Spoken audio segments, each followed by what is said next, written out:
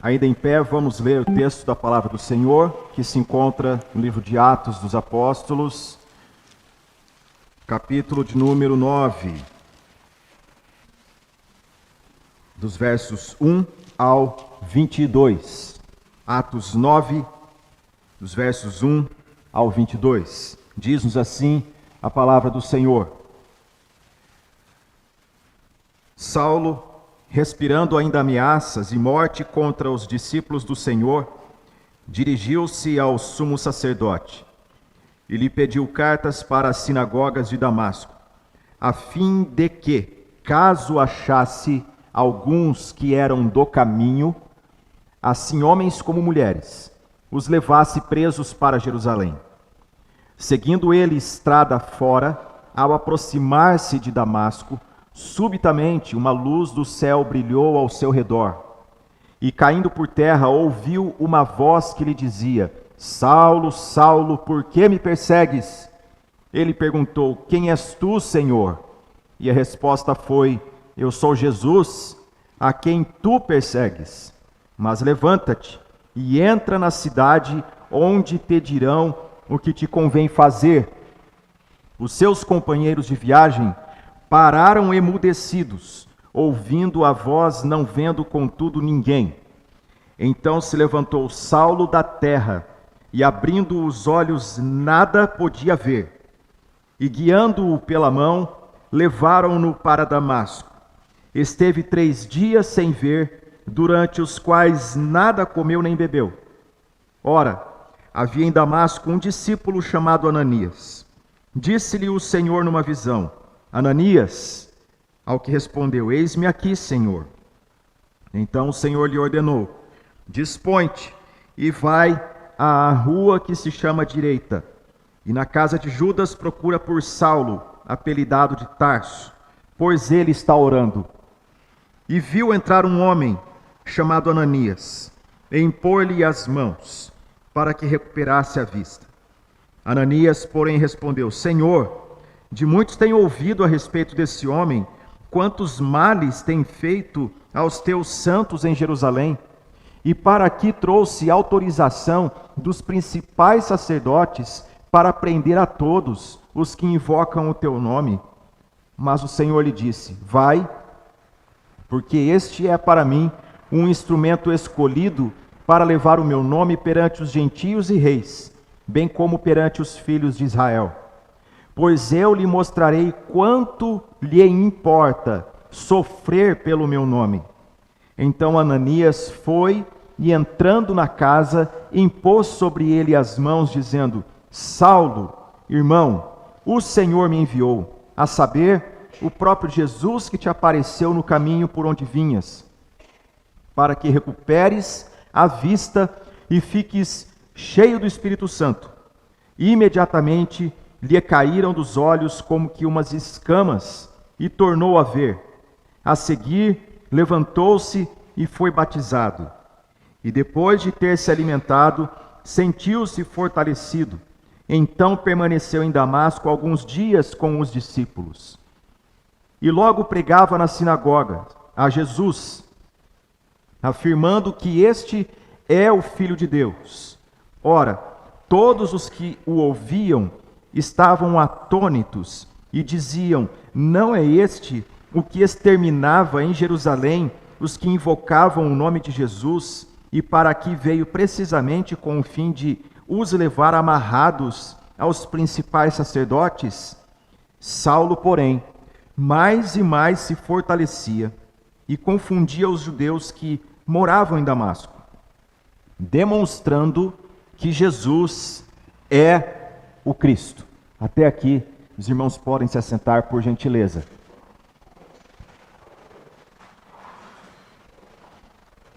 É uma alegria para nós, toda manhã de domingo, chegar aqui e encontrar os irmãos. Todos temos sede da palavra do Senhor. Todos temos desejo de aprender mais e mais da palavra do nosso Deus. O livro de Atos, ele é um livro histórico. É o único livro histórico que nós temos no Novo Testamento. E nós conhecemos bem a história do livro de Atos, sabemos como que se desenrola, os acontecimentos, e nós estamos orando aqui na Igreja Presbiteriana do Brasil, do Jardim Bonfilioli, pedindo que o Senhor derrame do seu poder sobre nós. Nós estamos orando pedindo que o Senhor derrame do seu Espírito sobre nós, para que nós não sejamos mais os mesmos, nunca mais. Nunca mais, como igreja e como pessoas, cada um de nós. E a forma como temos sido conduzidos pelo Espírito de Deus a ler o livro de Atos é ler os acontecimentos, ler a vida desses homens e colocar a pergunta: onde eu estou nessa história? Quem sou eu nessa história da igreja? Então, quando nós lemos a história de Saulo, nós sabemos que é um chamado do Senhor Jesus de forma individual para que ele seja apóstolo. Tivemos 12 apóstolos na história da igreja. Nós temos aqui Saulo de Tarso sendo chamado por Jesus para ser apóstolo. Nesta manhã, não é um chamado para que sejamos apóstolos, porque isso seria um erro anacrônico. Nós estamos vivendo 2000 anos depois. Após a morte dos apóstolos, não houve substituição. Mas cada um de nós somos chamados para sermos ministros do Evangelho. E para isso eu convido você a ler mais um texto da palavra do Senhor antes de nós penetrarmos nessa narrativa. O texto se encontra na primeira carta de Paulo aos Coríntios, capítulo 4, os versículos 1 e 2. Assim, pois, importa que os homens nos considerem como ministros de Cristo e despenseiros dos mistérios de Deus. Ora, além disso, o que se requer dos despenseiros é que cada um deles seja encontrado como fiel. Com esse texto em mente, nós vamos agora meditar na narrativa de Atos 9. O que o Senhor deseja de mim e de você é que nós sejamos ministros de Cristo, que nós sejamos representantes de Jesus nesse tempo e no contexto em que nós estamos. Nós cremos na soberania de Deus, nós falamos a soberania de Deus, nós oramos citando a soberania de Deus, mas mormente nós não mencionamos isso na prática. Nós achamos que nós escolhemos a casa que nós moramos, nós achamos que o endereço que nós estamos foi iniciativa nossa, nós achamos que o trabalho que nós temos, a vaga de emprego que nós granjeamos, o cargo que nós pleiteamos, é fruto do nosso labor, e tudo isso, meus irmãos, tudo isso diz respeito à graça de Deus que nos alcançou, nos separou e nos colocou onde nós estamos. Você crê que Deus, na sua soberania, permitiu você estudar o que você estudou? Você crê que Deus, na sua soberania, permitiu você encontrar o imóvel onde você mora? Você crê que Deus, na sua soberania, Ele fez com que você encontrasse exatamente as pessoas com as quais você se relaciona semanalmente? Deus é soberano. O caminho de Deus não é confuso, é claro. E essa história que nós acabamos de ler, nós devemos aplicar na nossa vida fazendo essa pergunta: quem sou eu nessa história? O texto começa nos dizendo, no capítulo 9, versículo 1, o nome desse homem. E o nome dele é Saulo. A última vez, ou melhor, a primeira vez que aparece em Atos, é aqui no capítulo 8, no versículo 1. E Saulo consentia na sua morte. O nome dele está relacionado à morte de Estevão. E agora, no capítulo 9, nós temos o nome dele citado pela segunda vez nesse livro histórico.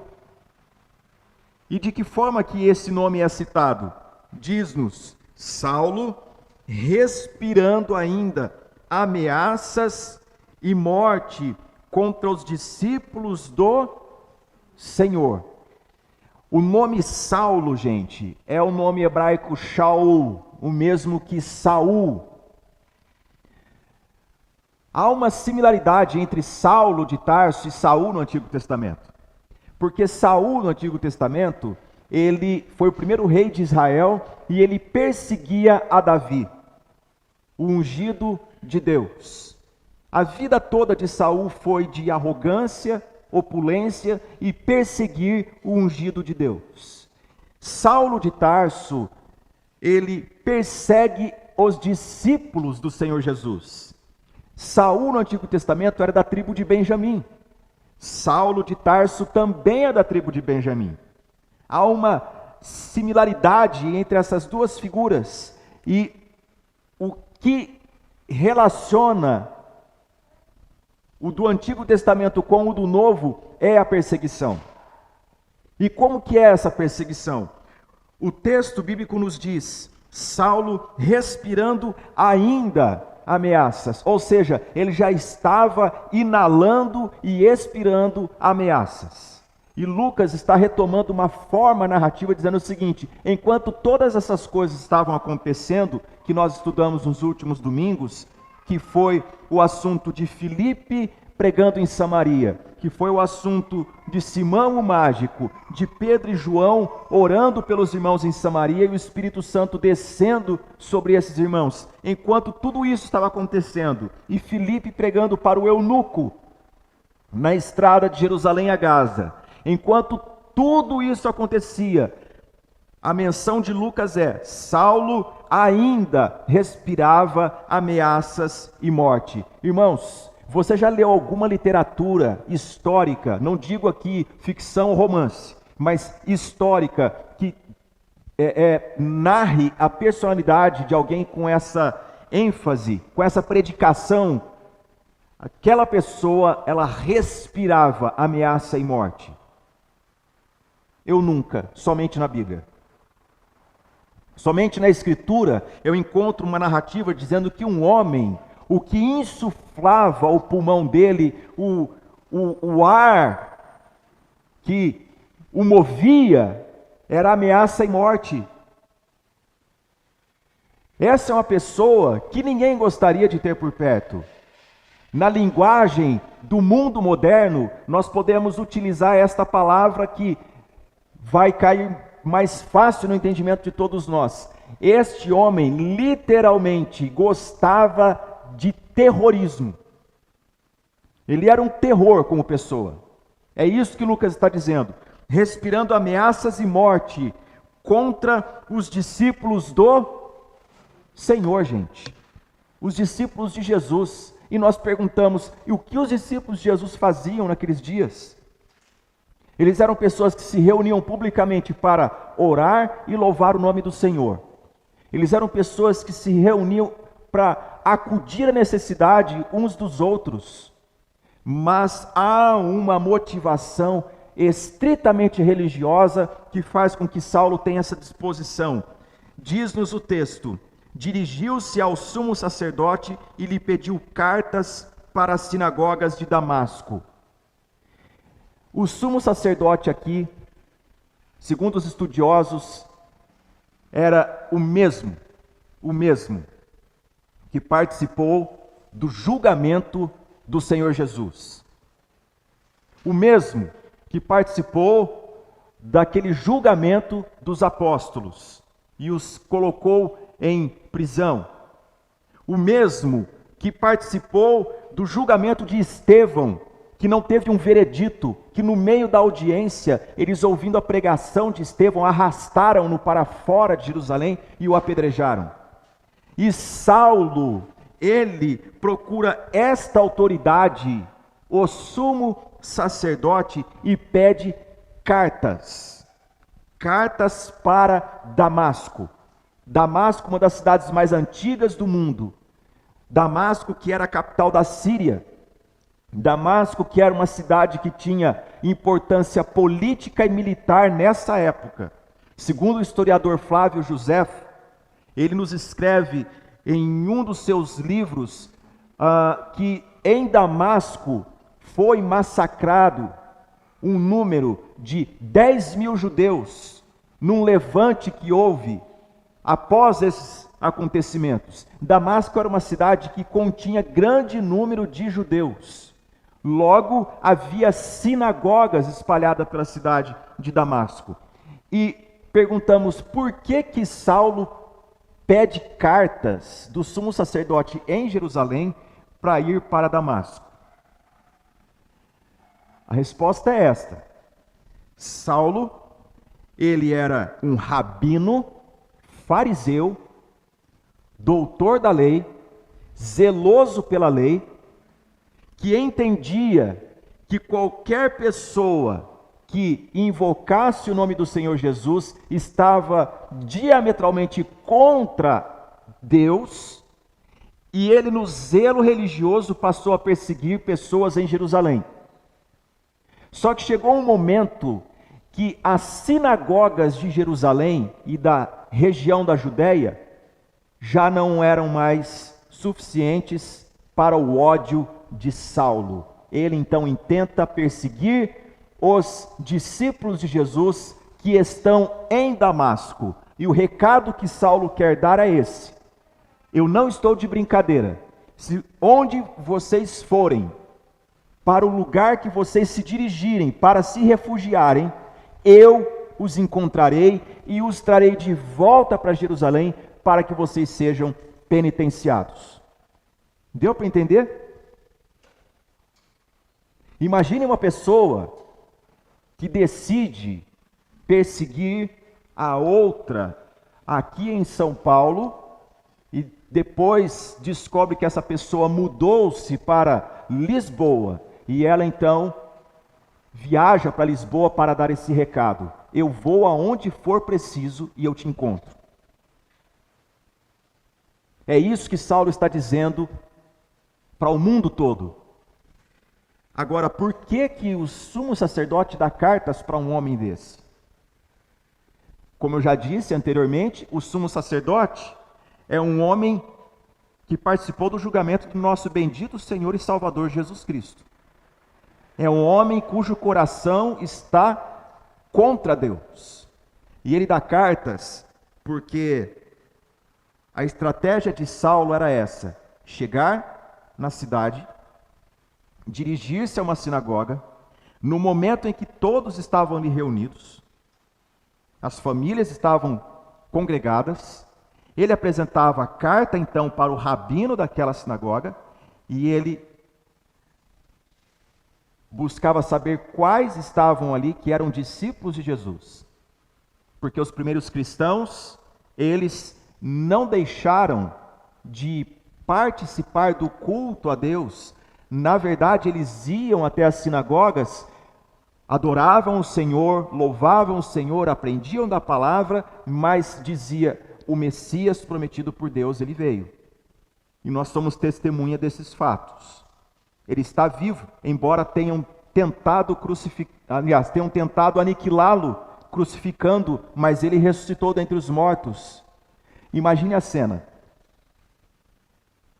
Quem está com a palavra diz assim: olha, a família do irmão Samuel, do irmão João, do irmão José, e cita o nome de cabeças de família. Essas famílias estão presentes, essas pessoas levantam as mãos. Aí esse que está com a palavra diz: olha, logo depois, não saia rapidamente. Temos uma palavrinha com vocês. E essas pessoas ficam. E aí, quando ficam, portas se fecham, Saulo entra nesse palco e dá o recado: meu nome é Saulo, eu sou fariseu de fariseus, sou doutor da lei, e eu estou aqui com carta do sumo sacerdote. Aqui está o selo dele. E eu vim para prender vocês e levar de volta para Jerusalém. E o que os espera lá é um julgamento com os principais da nossa religião judaica. E se vocês resistirem, vocês vão sob violência. E era apenas prisão que Saulo efetuava? Não, porque a palavra que Saulo utiliza quando ele escreve para Timóteo nas suas cartas é: a mim que noutro tempo fui insolente. No português, a palavra insolente é mal educado, mas a palavra insolente utilizada por Saulo é pessoa aguerrida, violenta. A mim que no outro tempo fui insolente e assassino. Ele matava pessoas. Por isso que a primeira menção do nome dele em Atos, no capítulo 8, versículo 1 é: e Saulo consentia na sua morte.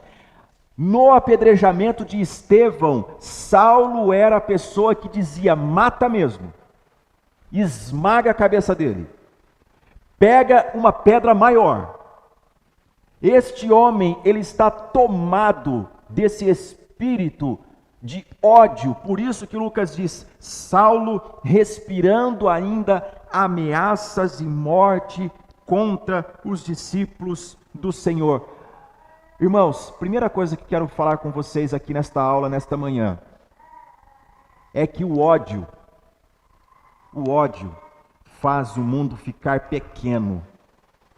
As pessoas que odeiam, elas não se satisfazem com o local onde elas estão, elas vão pelo mundo afora querendo devorar as outras. O ódio, guarde isso, pessoas dadas ao ódio, elas encontram argumentos para o seu ódio até na Bíblia. Saulo era um homem que, para chegar aonde ele chegou, ele teve que decorar a Torá, ele tinha que saber a Bíblia, ele tinha que saber a tradição dos antigos. Se tem uma pessoa no Novo Testamento que conhecia da palavra de Deus de forma profunda, profícua, era Saulo de Tarso, mas ele conhecia a letra e não o espírito dela. Aqui nós temos uma reflexão a fazer. Nós podemos ser pessoas que carregam a Bíblia. Nós podemos ser pessoas que sabem a teologia corretamente, mas a nossa vida não é de caminhar ao encontro do nosso irmão para amá-lo, mas sim para odiar. Filipe Yancey escreveu um livro chamado Maravilhosa Graça. E nesse livro ele conta num capítulo, ele é um jornalista, que ele viajou até uma cidade nos Estados Unidos para entrevistar uma família que estava na quinta geração de ódio. Quinta geração de ódio. E ele entrevistando uma pessoa dessa família disse: o que você pensa? Por que você não perdoa a tua mãe? Ah, é por causa da minha avó. Aí foi até a mãe: mas por que acontece essa cadeia de ódio entre vocês? Ah, é por causa da minha irmã, ou por causa da minha bisavó. E aí então ele abriu o texto da palavra do Senhor na oração do Pai Nosso, que diz: porque se perdoardes aos homens os vossos pecados, também vosso Pai Celeste vos perdoará. Todas as pessoas que ouviram esse texto, quando ele leu, as pessoas deram explicações como se fosse um legista com um bisturi num texto. A habilidade que o médico tem com um corpo, aquelas pessoas tinham com o texto de Jesus. Deram todas as razões dizendo: ah, mas isso daí tem um contexto, e eu não me incluo nisso. Sabe qual é o problema, gente, que nós temos hoje em dia? É o tráfego de mensagem não vivida. É que nós temos muitas pessoas que falam de Jesus, que dizem que deve amar Jesus, que deve voltar-se para Deus, que perdoar é importante, que o ódio destrói, que o ódio mata, mas isso é discurso, não é vida. Saulo de Tarso, com certeza, ele ensinava sobre o amor, amar a Deus sobre todas as coisas, o não assassinarás, porque é isso que está nos 10 mandamentos. O não matarás é melhor compreendido por não assassinarás. Ele sabia tudo isso e ensinava, mas o que diz respeito ao seu zelo religioso, ele era contra os discípulos de Jesus. Quem é Saulo? Muito bem, vamos ler um texto que se encontra no mesmo livro, em Atos dos Apóstolos, onde nós estamos, o capítulo 22, versículo 3.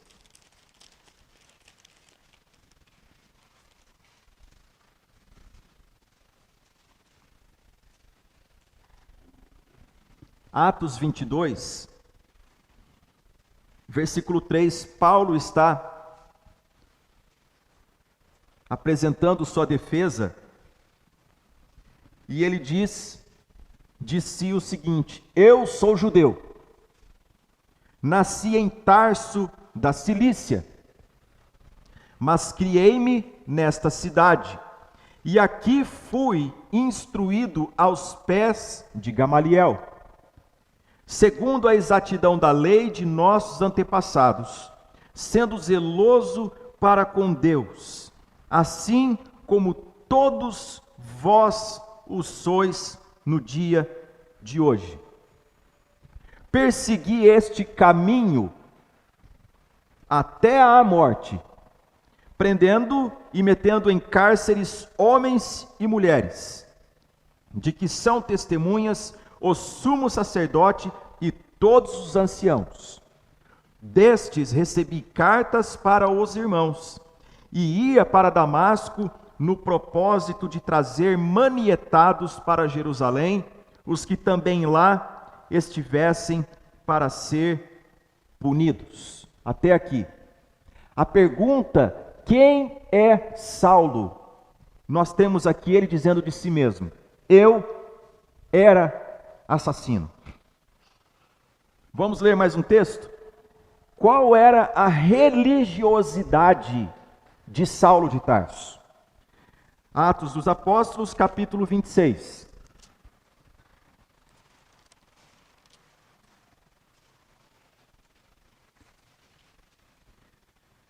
Atos 26, versículos 4 e 5 nos diz: quanto à minha vida, desde a mocidade, como decorreu desde o princípio entre o meu povo e em Jerusalém, todos os judeus a conhecem.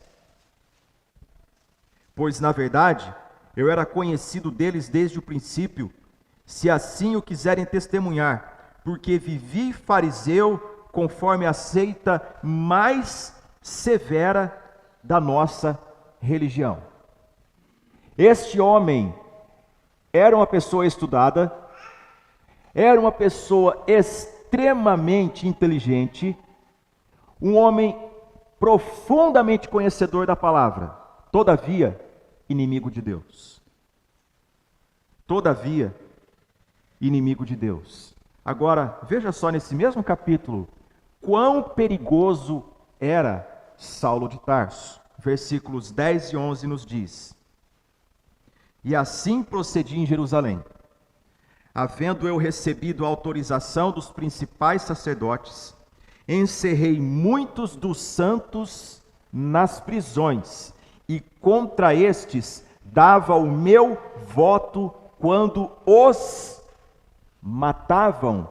Então nós estamos vendo o próprio Saulo dizer aqui, que não foi apenas no primeiro mártir da igreja, a saber, Estevão, que ele deu o seu voto, mas de muitas outras pessoas, ele era aquele que quando os anciãos diziam, vamos votar,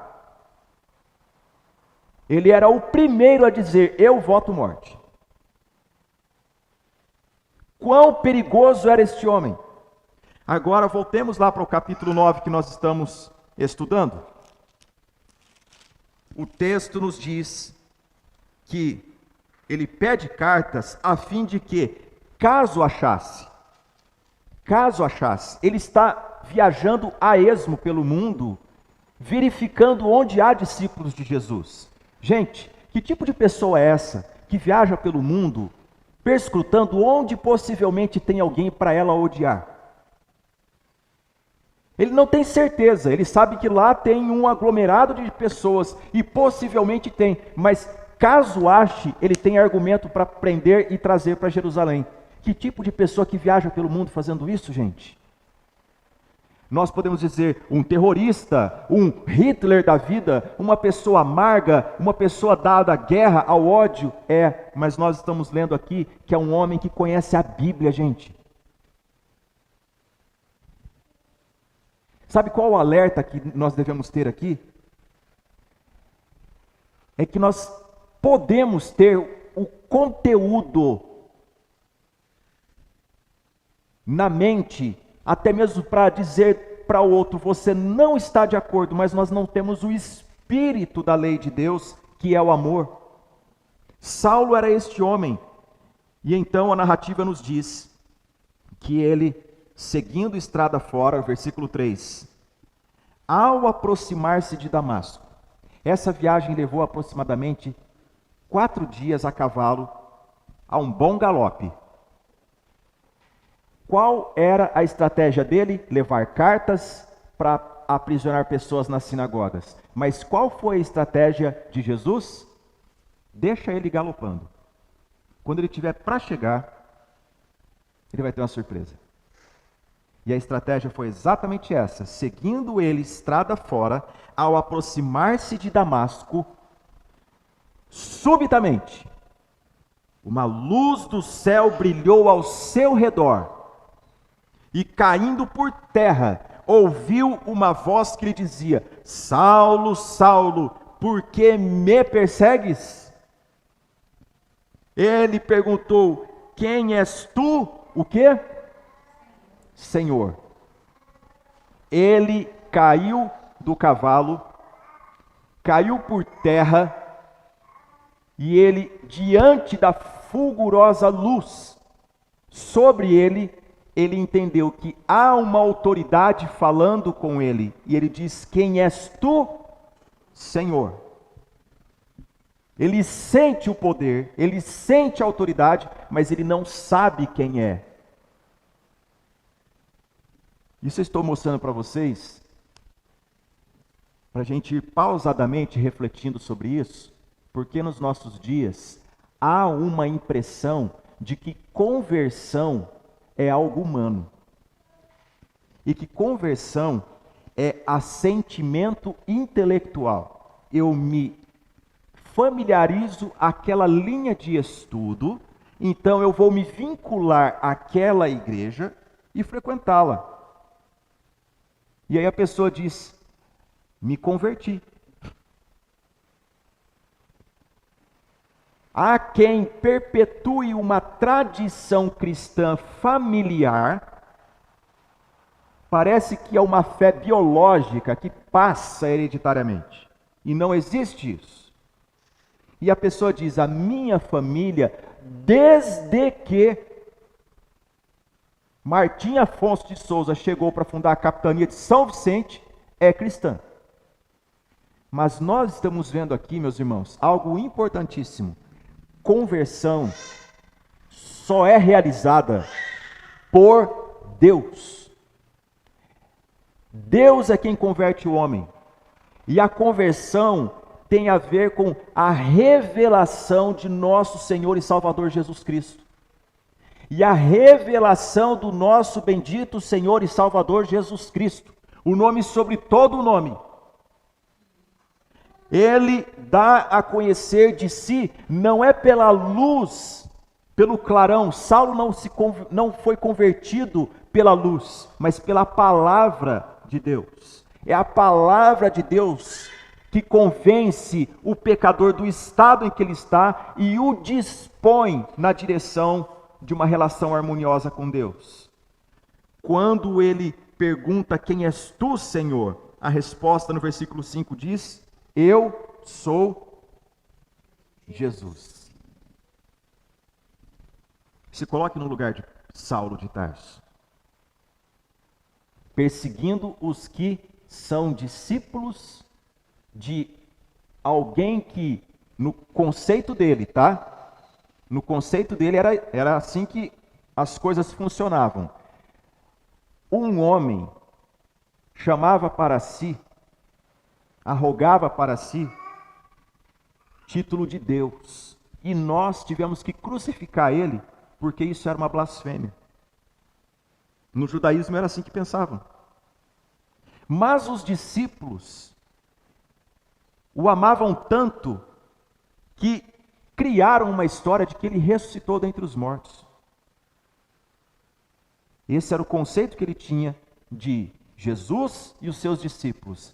E ele agora, nessa experiência, pergunta quem está falando, e quem responde é justamente aquele que ele dizia que estava morto. E Jesus diz: sou eu. Eu estou vivo. Você está perseguindo, não são homens, mulheres e crianças. Você está perseguindo a mim. Guarde isso. Crentes em Jesus, discípulos de Jesus nesta manhã, olhem aqui para mim todos vocês. Quando você for perseguido, lembre-se disso. Não é só você. É Jesus. E Jesus não te deixa só. Jesus não te deixa só. Se você é perseguido na sua família, por amar a Deus, por seguir a Jesus, fique em paz. Jesus mesmo dará conta do recado. Se você é perseguido no seu trabalho, por ser discípulo de Jesus, fique em paz, porque Jesus dará conta do recado também. Fique em paz. Viva em paz. E se, que é o medo que todas as pessoas têm, instaurar no Brasil uma perseguição contra a fé cristã, contra os discípulos de Jesus, como vez ou outra nós vemos despontar aqui ou ali, saiba, Jesus estará sendo perseguido e ele dará conta do recado, não nós, ele mesmo dará conta do recado. Saulo de Tarso, ao perseguir os discípulos de Jesus, Jesus aparece para ele e diz: você persegue a mim. E se tem uma pessoa que está mais viva do que qualquer ser vivo deste universo, é o Senhor Deus, o Senhor Jesus Cristo e o nosso bendito Senhor Espírito Santo. Nós adoramos a um Deus vivo. Ele vive pelos séculos dos séculos. E ao dizer isso, Jesus dá uma ordem a Saulo no versículo 6. Mas levanta-te e entra na cidade, onde te dirão o que te convém, o que? Fazer. Sabe o que é curioso? É que as pessoas que dizem assim, eu não preciso da igreja, elas leem a Bíblia como se fosse um almanaque, como se fosse um texto qualquer, não tem carinho com as Sagradas Escrituras e não veem que Jesus confia na sua igreja. O que Jesus está falando para ele é: os que você persegue, eles vão te amar, Saulo. Os que você persegue, eles vão batizar você, que é o testemunho público de que eu e você somos um só. Os que você persegue, a igreja, ela é instrumento meu para orientar você. Vá para ela. É o que Jesus está dizendo. Entra na cidade, onde te dirão o que te convém fazer. Versículo 7, então, nos narra os seus companheiros de viagem, que provavelmente eram soldados do templo em Jerusalém. Os filmes e desenhos animados mostram uma cena totalmente errada, viu, gente? Eles colocam ali soldados romanos galopando junto com Saulo. Está errado. Saulo, ele tinha autoridade religiosa e quem ia com ele eram soldados do templo. Eles, diz o texto, pararam emudecidos, ouvindo a voz de quem? De Jesus. Ouvindo a voz, não vendo, contudo, ninguém. Então se levantou Saulo da terra, e abrindo os olhos nada podia ver, e guiando-o pela mão, levaram-no para Damasco. Esteve 3 dias sem ver, durante os quais nada comeu e nem bebeu. Aí eu pergunto para você, a conversão de Saulo de Tarso, ela foi impactante ou não?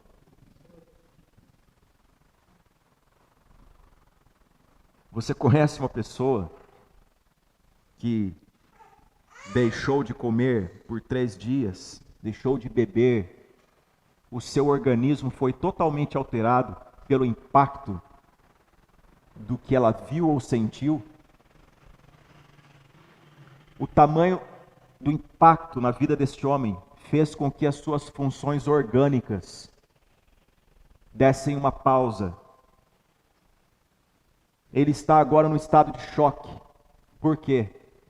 Ele viu o ressurreto dentre os mortos. Ele ouviu a voz de Deus. Meus irmãos, em nome de Jesus, nesta manhã, acolha esta palavra com carinho. Conversão, gente, não pode ser meramente vir à igreja. Conversão, gente, não é meramente saber conteúdo teológico. Conversão é mais do que dizer isto é certo e isto é errado. Conversão é algo que traz um grande impacto na vida do homem e da mulher.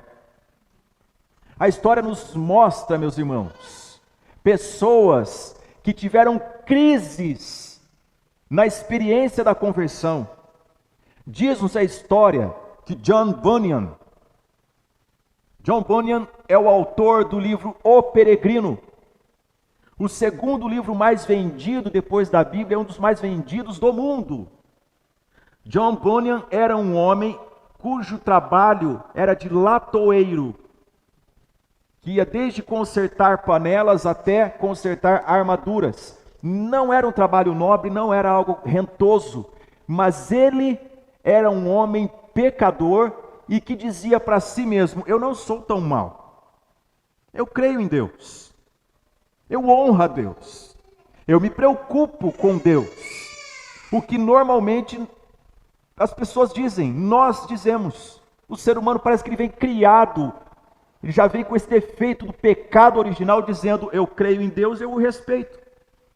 Mas um dia, a mulher que mais falava palavrões na cidade, que mais prejudicava a sociedade, esta pessoa, ela um dia estava falando sobre John Bunyan, o quanto ele era pecador e da boca dele saía impropérios. Ele ficou chocado, porque a pior pessoa na cultura social dele dizia que ele era o pior. E ele então ficou chocado com aquilo, e o Senhor falou ao coração dele, ele ouviu uma pregação, ele ouviu uma mensagem, e voltou para sua casa perguntando: Deus, eu sou tão pecador assim?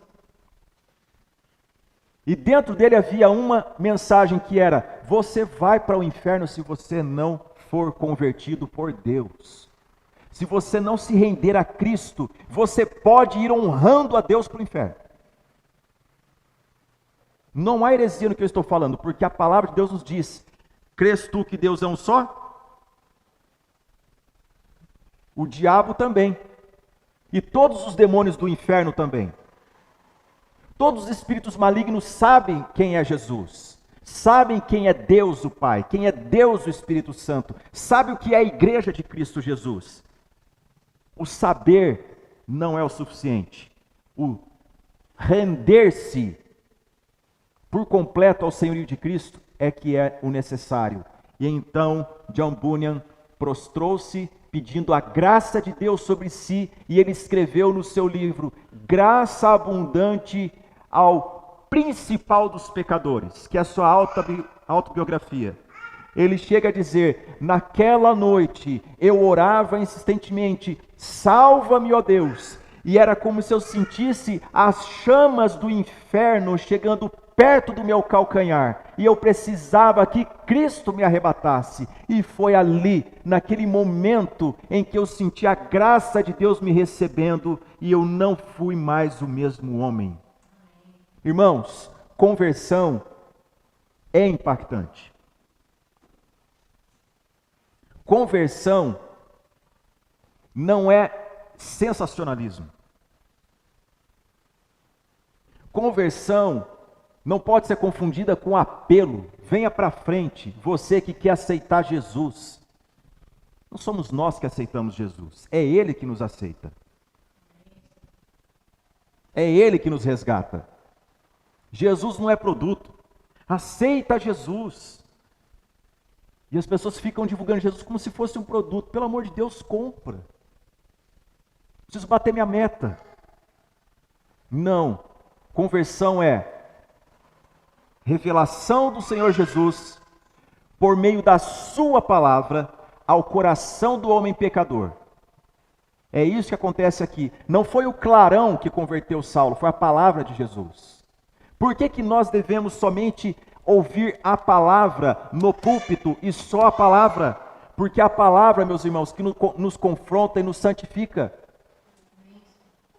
Jesus, na oração no Getsêmani, em João capítulo 17, ele disse: Pai, santifica-os na verdade, a tua palavra é a verdade. Se Jesus disse, por que nós vamos ouvir outra coisa? Então, versículo 10 diz: Ora, havia em Damasco um discípulo chamado Ananias. Eu gosto dessa frase porque não diz aqui, havia um pastor, havia um bispo, havia um presbítero, nenhum título, é um discípulo. Quem é você na vida da igreja? Tudo que você precisa ter certeza é isso. Eu sou um discípulo, Deus fala comigo e eu obedeço. Essa é a vida de Ananias.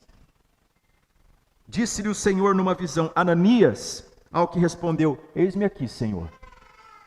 Então o Senhor lhe ordenou: Dispõe-te e vai à rua que se chama Direita, e na casa de Judas procura por Saulo, apelidado de Tarso, pois ele está orando. Duas coisas aqui. A primeira é que os discípulos de Jesus em Atos dos Apóstolos, eles estão sempre em missão. Nós aprendemos na última aula que Deus não usa gente à toa. Gente que não faz nada, vai continuar sem fazer nada. Deus usa homens e mulheres dispostos a honrá-lo neste mundo, trabalhando para Ele. Posso dar inúmeros exemplos para vocês, mas vou citar um que é familiar de todos vocês, esclarecidamente. No Antigo Testamento, a palavra do Senhor nos diz que uma mulher estéril teve um filho, fruto da sua oração. Seu nome era Ana. Ela, então, tomando seu filho, ofereceu-o a Deus. Levou ao local onde ficava a arca da aliança, onde havia o culto solene ao Senhor Deus. E lá deixou seu filho Samuel. Ele, criança, ouviu Deus chamar-lhe: Samuel, Samuel. E ele correu para o sumo sacerdote Eli e disse: Eis-me aqui. E Eli disse para ele: Volta a dormir, eu não te chamei. E a cena se repete. Eli, incomodado porque o menino vinha para ele dizendo: Eis-me aqui. Ele disse: Quando você ouvir novamente, diga: Eis-me aqui, Senhor. Fala que o teu servo ouve. E o menino assim o fez. E o recado de Deus para aquela criança,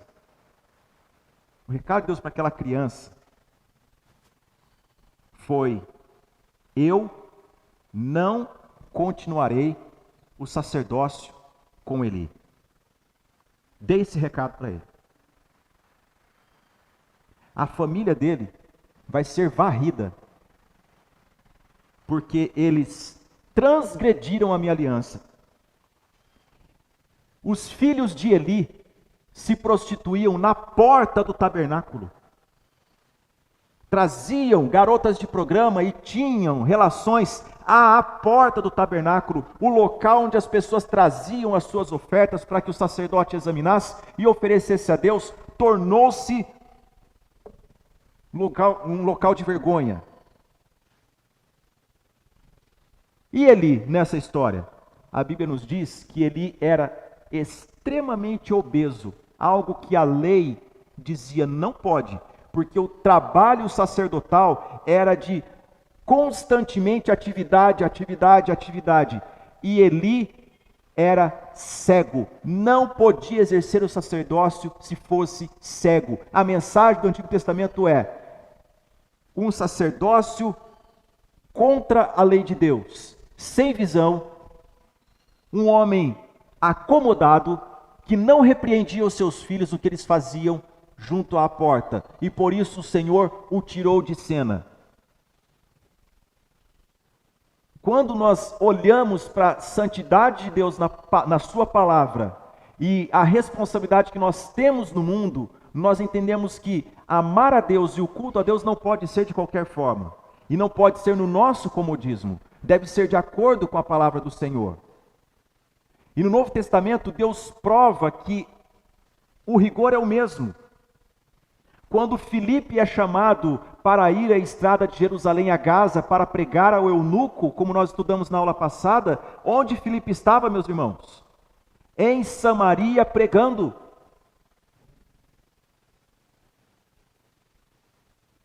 Eu ouço às vezes pessoas dizendo assim: pastor Davi, eu quero ser útil na obra de Deus.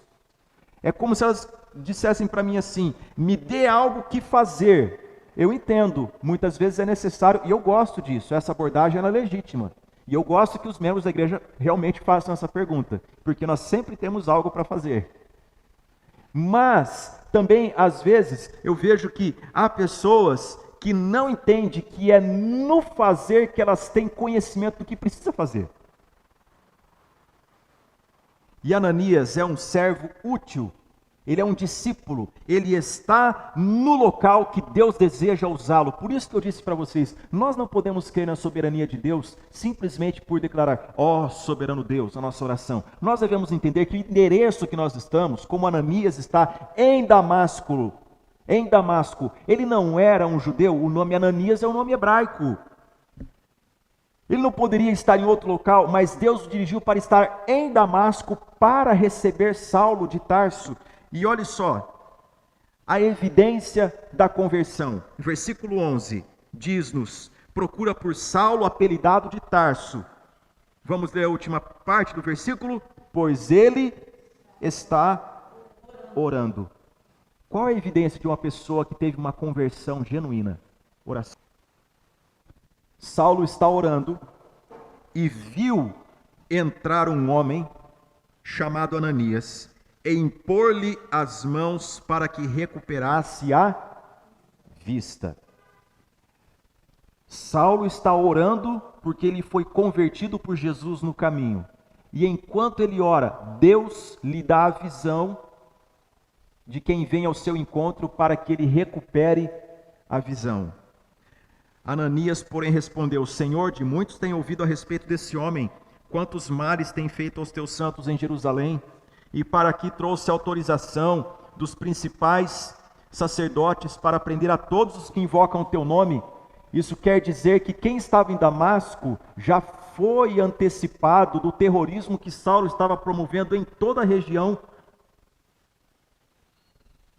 Mas o Senhor lhe disse: vai, porque este é para mim um instrumento escolhido para levar o meu nome perante os gentios e reis, bem como perante os filhos de Israel, pois eu lhe mostrarei quanto lhe importa sofrer pelo meu nome. Por que nós temos a menção do sofrer pelo meu nome? Como nós já estudamos, testemunhar é o foco. E testemunhar é o quê? É falar da ressurreição de Jesus dentre os mortos. Qual é a mensagem da igreja cristã, gente? É essa: Jesus está vivo pelos séculos dos séculos. A mensagem da igreja não é outra, é que Jesus está vivo, e porque ele vive, como nós cantamos, posso crer no amanhã. Porque ele vive, eu tenho esperança. Porque ele vive, eu posso ser curado. Porque Jesus está vivo. Porque ele vive, eu posso ser perdoado de todos os meus pecados. Porque ele vive, eu posso ir para o céu, porque ele é quem me leva a Deus. A vida do Senhor Jesus é a mensagem da igreja, não é o venha ser feliz.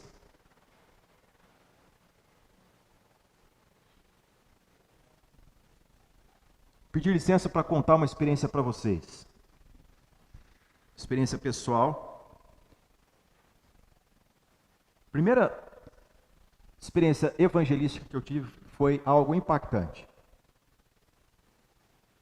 Era um evangelismo em praça pública, em Campinas, num domingo à tarde. Bons tempos, quando a igreja ia pela manhã, escola bíblica dominical, preparava os irmãos, treinava-os e ia então para as ruas para evangelizar. E lá fomos nós, e eu tinha 7 anos. E eu procurei uma pessoa e disse: eu também quero falar de Jesus. Ela então me deu um punhado de folhetos. Eu falei: e o que eu falo? Ela disse: você chega para uma pessoa e diz para ela o seguinte: Jesus quer te fazer feliz. E o título do folheto era um folheto azul, com esse título bem claro: você é feliz? E aí então, acompanhado desta irmã, que era uma pessoa de liderança na igreja, eu ia com ela nas rodas de pessoas que estavam ali. De repente ela apontou na direção de um bar e disse: vamos ali dar vizinho, vamos entregar para aquelas pessoas.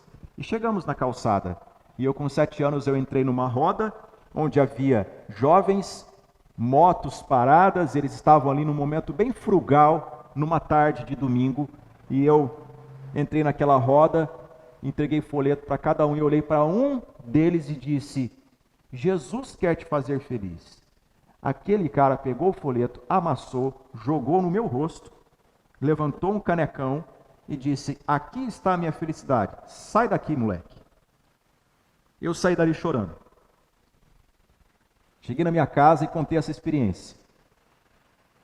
E aquilo não saía de mim. Depois eu fui entender. Não era evangelismo. Essa pergunta está errada. Porque o pecado, ele faz o homem dizer que é feliz. A questão não é se você é feliz. A questão é se você e Deus são amigos. Porque o homem, nos seus delitos e pecados, ele está em estado de inimizade contra Deus. E a ira de Deus há de ser manifestada sobre toda a impiedade.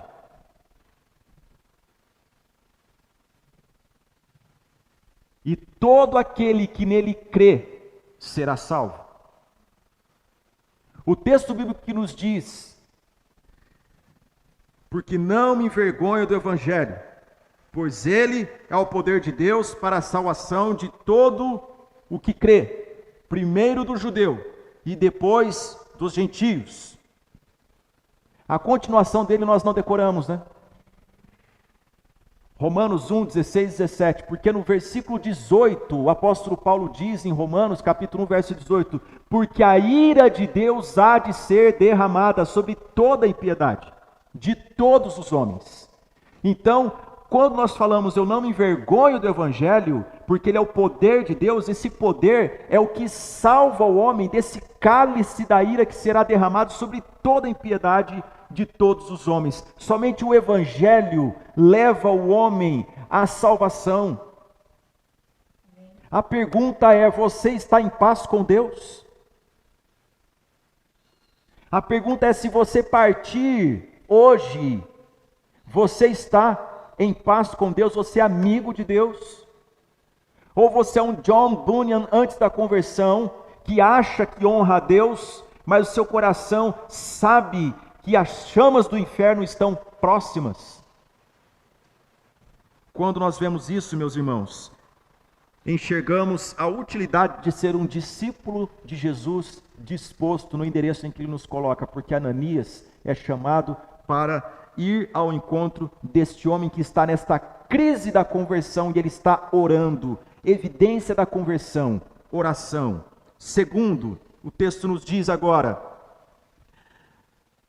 no versículo 16, que importa sofrer pelo meu nome. Testemunhar é a palavra grega martur.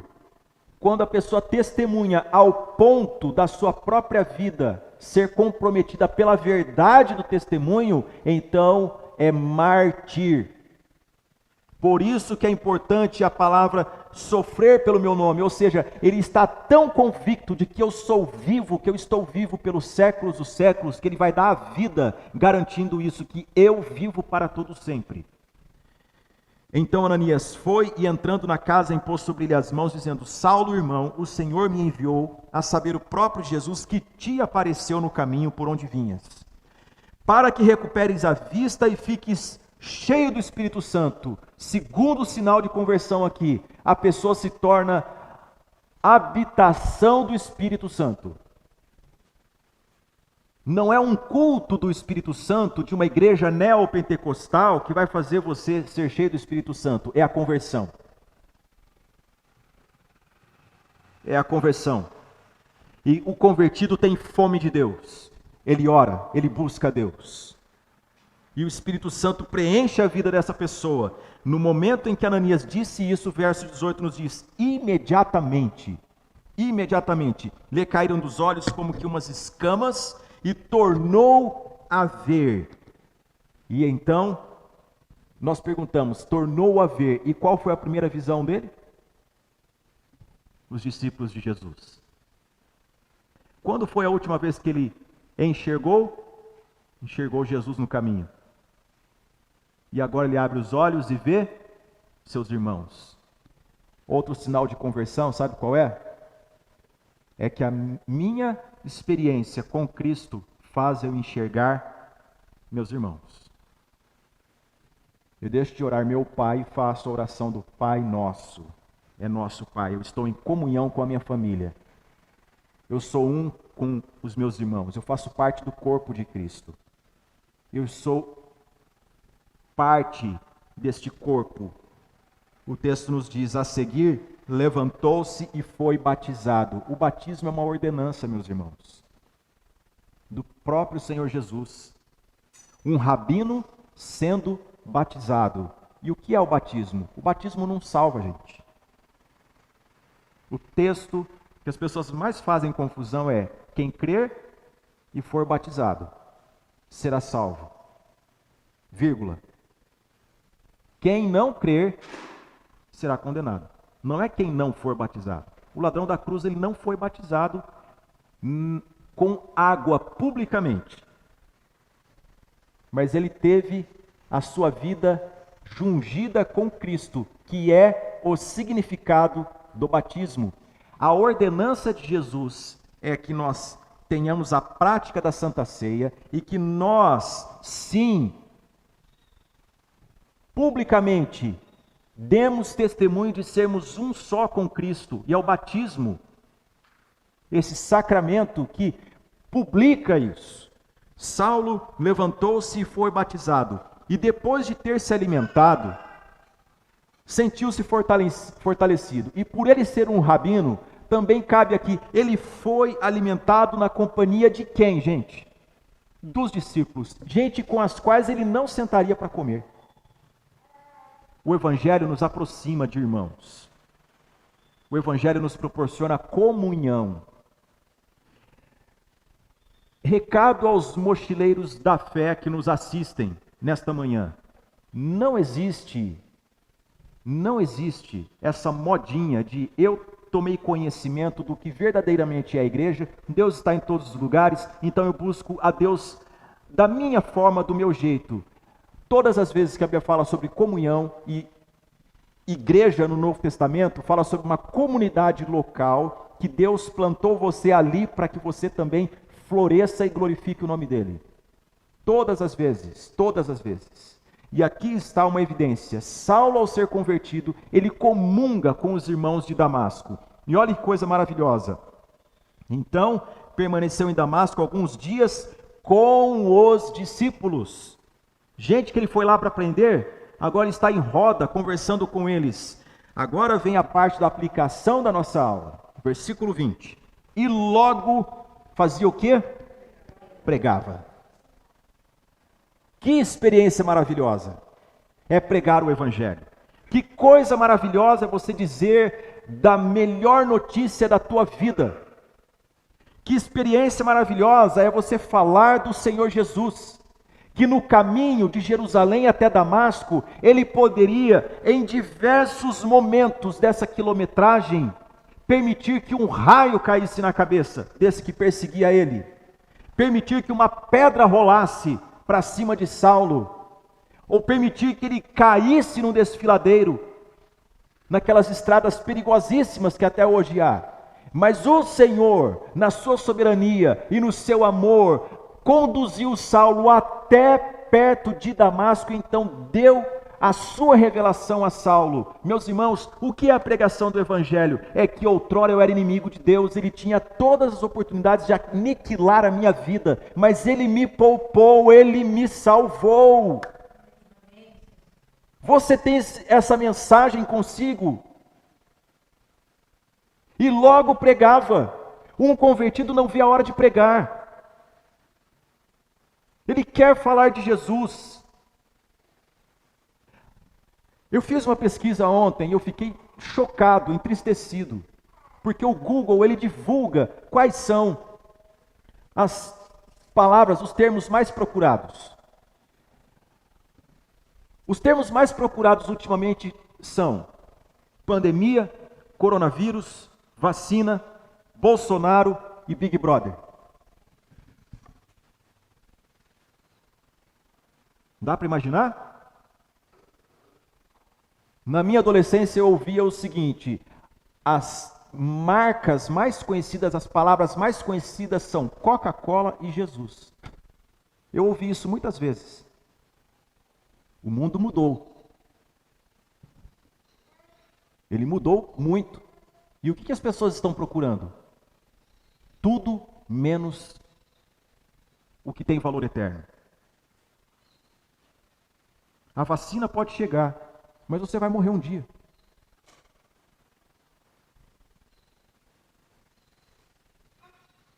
Tratamentos paliativos podem chegar, mas você vai morrer um dia.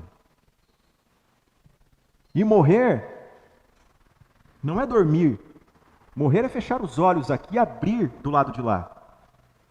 E ao homem está destinado a morrer uma vez só. Depois disso vem o juízo.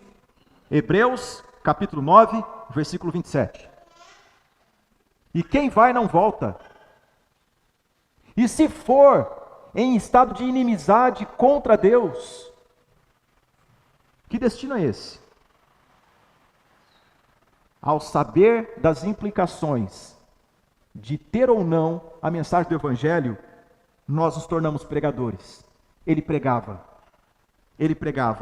Pregava nas sinagogas a Jesus, afirmando que este é o Filho de Deus. Afirmar é uma pregação declaratória. Mas observe só, que entre o verso 20 e o 22, há um hiato, há um espaço que diz: ora, todos os que o ouviam estavam atônitos e diziam: não é este o que exterminava em Jerusalém os que invocavam o nome de Jesus, e para que veio precisamente com o fim de os levar amarrados aos principais sacerdotes? Interrogação que passa por toda Damasco. Agora veja só o versículo 22. Saulo, porém, mais e mais se fortalecia e confundia os judeus que moravam em Damasco. Grife esta frase: demonstrando que Jesus é o Cristo. No versículo 20 fala que ele pregava afirmando. Agora no versículo 22 diz que ele prega demonstrando. Demonstrar, meus irmãos, é provar com tese detalhada e exaustivamente. Demonstrar exige carinho com o assunto que você apresenta. Eu pergunto para você, você tem uma mensagem sua a respeito de Jesus? Você está preparado com textos da palavra? Você está preparado em oração? Você busca poder do alto e ousadia para falar do nome sobre todo o nome? Porque pregar é demonstrar que Jesus é o Cristo, o ungido de Deus, o escolhido de Deus para a nossa salvação. Pregar não é dizer: lembre-se de Deus, hein? Isso aí todo mundo faz e não resolve nada. O que é a pregação? Pregação, meus irmãos, é a pregação do Evangelho. E o significado da palavra Evangelho é boas notícias. Mas as boas notícias só faz sentido quando eu apresento as más notícias. E a má notícia é que, se continuar em inimizade contra Deus, o destino é o inferno preparado para o diabo e os seus anjos. Então, o que devemos fazer? Olhemos para Jesus Cristo, o autor e o consumador da nossa fé. Você não tem fé, Ele é quem gera fé em você. Você não tem motivos para se arrepender, Ele é quem concede o arrependimento, porque é a sua bondade que nos leva ao arrependimento. Você tem que se esmerar em estudar a palavra e ter uma mensagem sua para apresentar Jesus. Eu faço uma reflexão nesse encerramento de aula de escola bíblica com vocês. Pare e pense na última semana.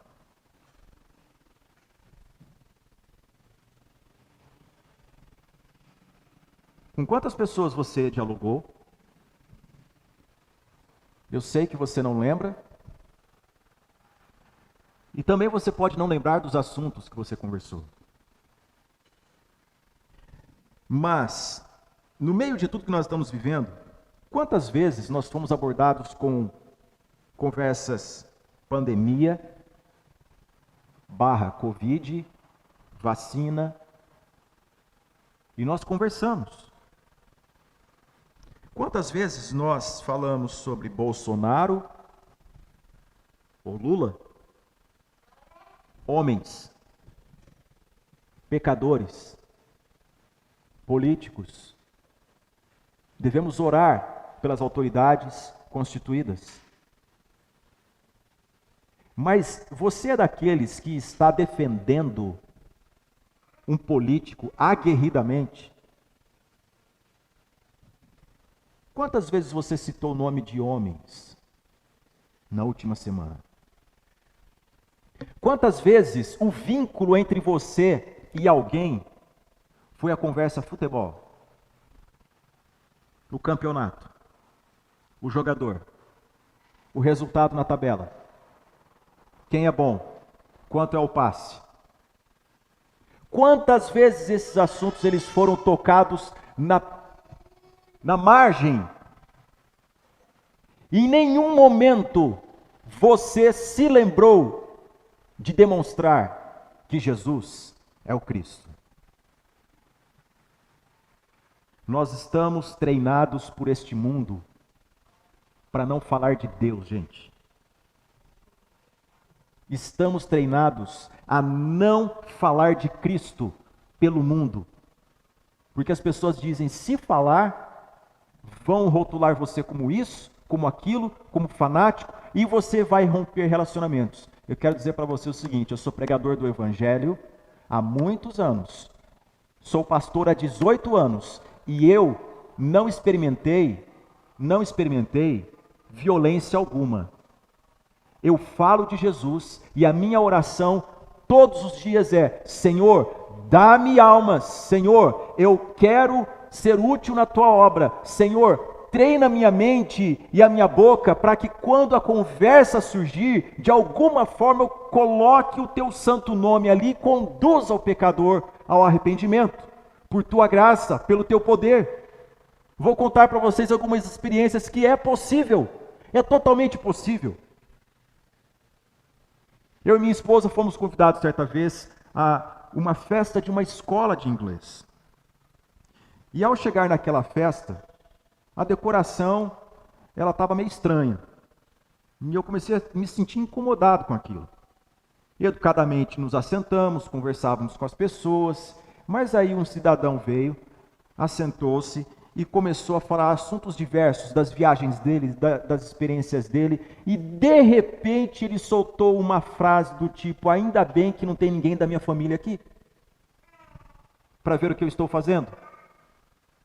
Na hora que ele falou isso, eu pedi: Senhor, me dê a oportunidade de falar de ti aqui agora. E eu comecei a falar com ele sobre a importância que há de nós termos, sim, carinho conosco e para com a família. Ele falou assim: você é pastor? Eu sou. falou assim, por que vocês têm esse hábito de, numa conversa, assim, estragar com essa conversa de vocês? Ele falou, para mim, vocês são tudo analfabeto funcional. Ele foi hostil. Mas, quando dizem não para você, não é um não para te emudecer. A pessoa está colocando uma armadura. E o nome dele era Marcos.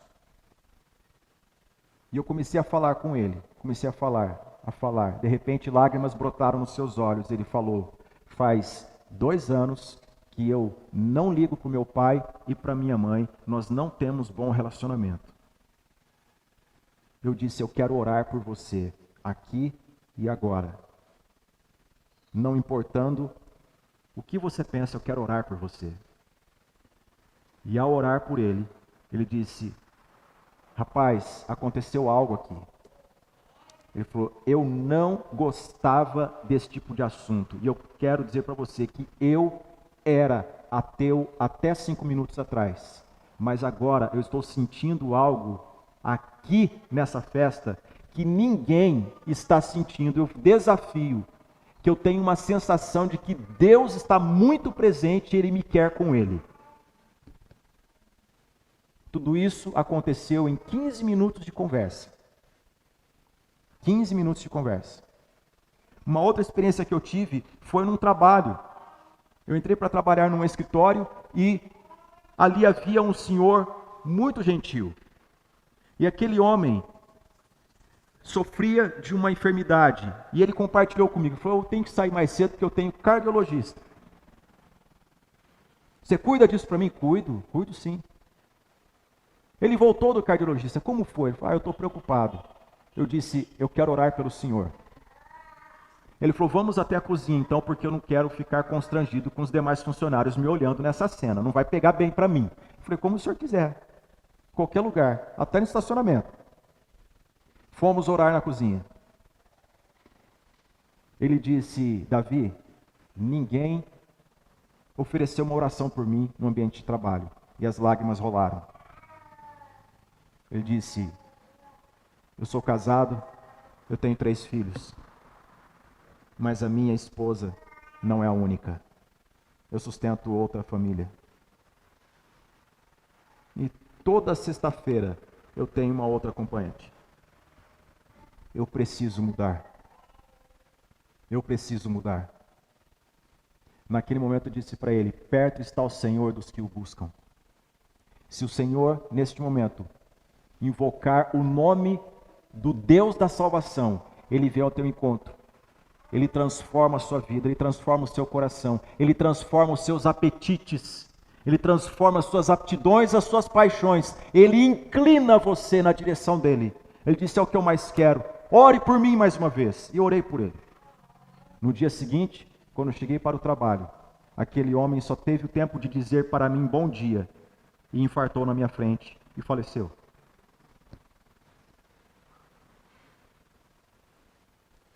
E então eu voltei para casa pensando, se eu não tivesse, naquele momento, oferecido orar por ele, como seria essa história?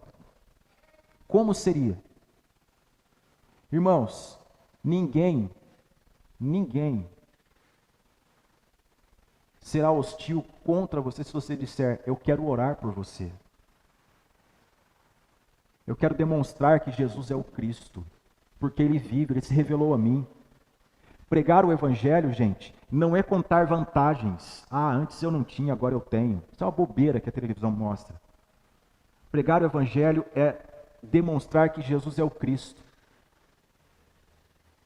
Nessa manhã, eu gostaria de refletir com você sobre isso. Quantas vezes nós tocamos em assuntos meramente humanos e deixamos de lado pregar Jesus, o Cristo? Pregar Jesus. Todas as situações que as pessoas passam, permissão de Deus para que eu e você digamos, quero orar por você. Quero orar por você. Vamos colocar em pé e vamos orar neste momento.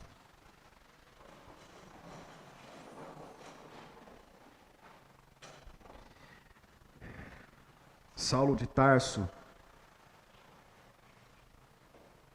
aprendeu que Deus poderia fulminar ele no caminho, mas o Senhor foi misericordioso com ele. E ao invés de dar o mesmo tratamento que ele dava para as pessoas, Deus o poupou, Deus o salvou. Reflita comigo na trajetória da sua vida. Deus foi bondoso para contigo? Tudo o que Ele nos ordena fazer é pregar a bondade dEle para outras pessoas. E é isso que Saulo está fazendo aqui. Nesta manhã eu convido você a fechar os olhos, a curvar a sua fronte. E a meditar nesta aula que nós tivemos aqui, em Atos dos Apóstolos. E se colocar nesta narrativa. Quem sou eu aqui? Quem sou eu? Sou eu um conhecedor da Bíblia, mas que odeia pessoas? Sou eu alguém que nasceu e cresceu conhecendo a Escritura, mas eu galopo no ódio contra os outros? Sou eu uma pessoa convertida, que tem fome de Deus e ora e busca?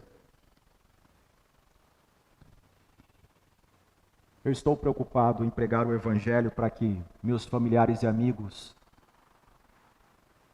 recebam a Cristo e tenham amizade com Deus e não inimizade, não sejam condenados com o mundo?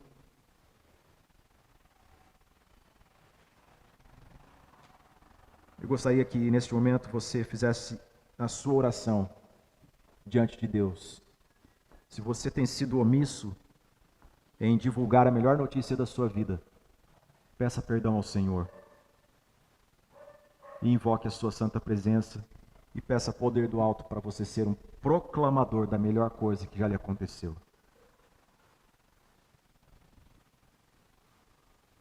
E se você deseja muito, muito pregar o Evangelho para alguém, convido você a orar por essa pessoa, citando o nome dela na sua oração. Senhor, eu apresento João nas tuas mãos, eu apresento Pedro nas tuas mãos, e eu peço que o Senhor me use, me prepare para falar de ti para ele, para que ele receba o dom salvífico que há em Cristo Jesus. Pregar é demonstrar que Jesus é o Cristo. Não querer pregar é desejar que as pessoas vão para o inferno. Qual é o seu desejo? Oremos. Amado Deus e Pai, graças te damos por esta manhã, pela exposição da Tua Palavra. A Tua Palavra é rica, a Tua Palavra é a verdade. E a verdade nos corta, nos atravessa o coração, nos coloca diante da responsabilidade de sermos raça eleita, sacerdócio real, povo escolhido para anunciar as virtudes do Senhor, para anunciar tão grande salvação.